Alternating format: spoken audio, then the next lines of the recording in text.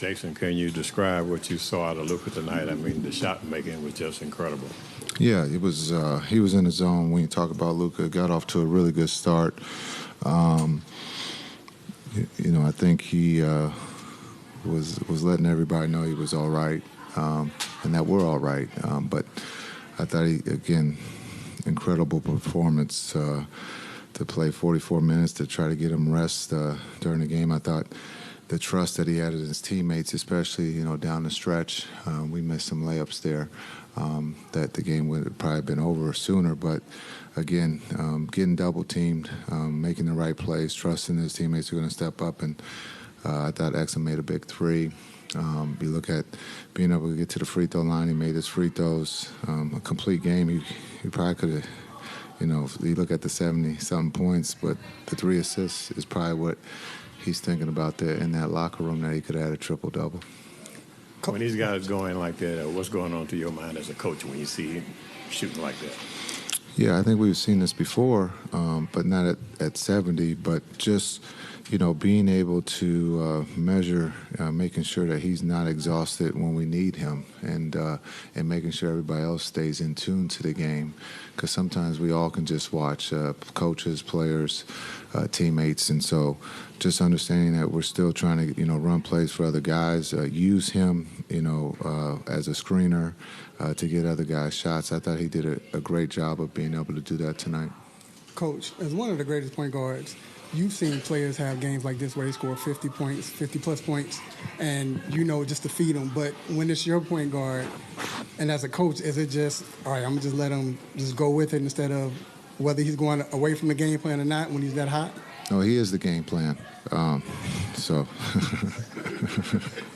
some say they're the system. He is the game plan. And so, again, his ability to make shots, create shots, find open guys, he did that at a high level tonight. Again, early on, when he was going, you could see that he wasn't falling and he was on his feet. So I thought his foundation, his base was really good tonight. He had his legs, it looked like. And he just took what the defense gave him. Again, trying to keep everyone involved. I thought Timmy made some big threes out of the double team where we got the swing. Again, the trust, when you are going like that, a lot of times you can say, hey, I'm just going to beat the double team and shoot it. I've gotten the team this far. But again, that's who he is. He's unselfish, and he put his teammates in a position to be successful tonight. Was there a point, whether it was first half or whatever, that it hit you that this could be a special night for him? I think I've said this before, we can't take him for granted. Every night is special. He always does something. Sometimes we are a little bit tough on him because of the wins and losses. But, what he does, on the court is different than anybody else. And so he displayed that again. Maybe going to see Chuck, Kenny, and those guys, and Shaq got them inspired last night. And so maybe we should see them a little bit more often. Maybe I should have said extra special. Yeah, no, this was extra special. Was there a point where you thought, wow, this is really something?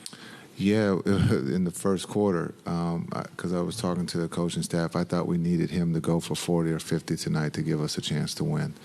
Just with the injuries and the offense that's missing, he's got to carry the load, and he understood that. But he gave us that in the first half. So at that point, I thought maybe we should not, be greedy, but we should ask for another 40 to make sure that we can find a way to win. And then real quick, was there anything like a guy pitching a no-hitter? Did anybody say anything to him during timeouts? Yeah, that's actually a great point. I think sometimes this is a first for a lot of guys, on our roster to see something special like that. Kai might be the only one who has seen something like that. So sometimes guys might be a little nervous to talk to him, don't want to make a mistake, don't want to mess up. And so I think it's a great lesson learned. We've been on the other side of learning from losing, but tonight's a great, to learn from playing with a great player who's going big, to be able to stay in the game and continue to be ready to knock down big shots. Timmy didn't shoot the ball extremely well there in the first half, but he stayed the course and made some big shots to help us win. That won't be talked about because of Luka, but Luka needed him tonight, and he stepped up. What is it about Luka's, unchanging view of the game that he is still making passes in the fourth quarter? I know you talked a little bit about it, but just that entire mindset of how, he plays the game, even in a game like this. Yeah, I think we talked about it the other night, the Picasso. This is, one of his best paintings. Just the way that he painted the game tonight. But the pass that people won't talk about is the one under the basket that he threw over his head back to the top of the floor. I don't know if we made it, but it was like there was a crowd around him, and for him to identify who was open in that moment it's just it's a surreal situation as a coach, but as a player or teammate, you got to be thinking, how did he find me? But that was pretty special tonight. But we needed every point, every minute, and he delivered. And then, Brad asked about do the players on the bench, look at things differently? For Luka himself, we know that he checks the stats, especially when it's triple doubles, but was there any indication at all that he, that this was a different game for him, or was it just kind of the same Luka you see in the midst of a game every time? No, this was a different Luka, and the biggest thing, and we talked about it after the last game, I thought his emotions, I thought he was happy. I think about it this morning. When you see him smiling, he's at peace, he's happy, he's going to play at a different level. He does get emotional on the court. He is shy off the court.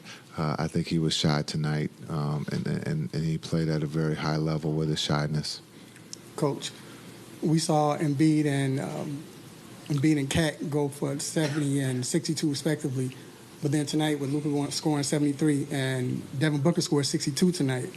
What does that say about the NBA today?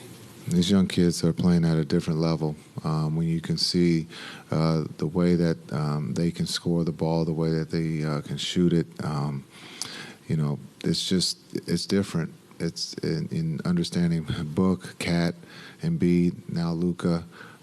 This is a rare, but it also just shows how the game is in good hands with these young players, and it's only going to get better. Thanks.